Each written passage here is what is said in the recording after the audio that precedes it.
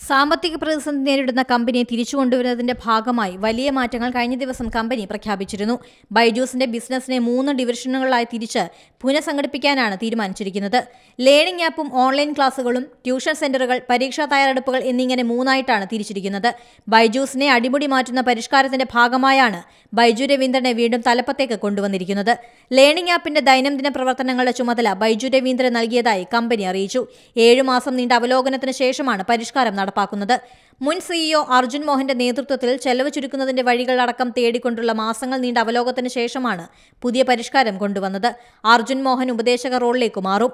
കഴിഞ്ഞ 4 വർഷമായി ബൈജു രവീന്ദ്രൻ കമ്പനിയിൽ പ്രധാനമായി ശ്രദ്ധ കേന്ദ്രീകരിച്ചിരുന്നത് തന്ത്രപരമായ മേഖലകളിലാണ്. മൂലധന സമാഹരണം, കമ്പനിയുടെ ആഗോള വിപുലീകരണം എന്നിങ്ങനെയുള്ള മേഖലകളിലാണ് ബൈജു രവീന്ദ്രൻ ശ്രദ്ധ കേന്ദ്രീകരിച്ചിരുന്നത്. പുനഃസംഘടനയിലൂടെയും ബൈജു രവീന്ദ്രന്റെ തിരിച്ചുവരവിലൂടെയും കമ്പനിയെ പുതിയ തലത്തിലേക്ക് ഉയർത്താൻ കഴിയുമെന്ന് പ്രതീക്ഷിക്കുന്നതായി കമ്പനി പ്രസ്താവനയിൽ അറിയിച്ചു. National desk, C Malayalam news. പുതിയ വാർത്തകളും വിശേഷങ്ങളും ഇനി വിരൽ തുമ്പിൽ. എല്ലാ ഡിജിറ്റൽ പ്ലാറ്റ്ഫോമുകളിലും ഇപ്പോൾ സി മലയാളം ന്യൂസ് ലഭ്യം.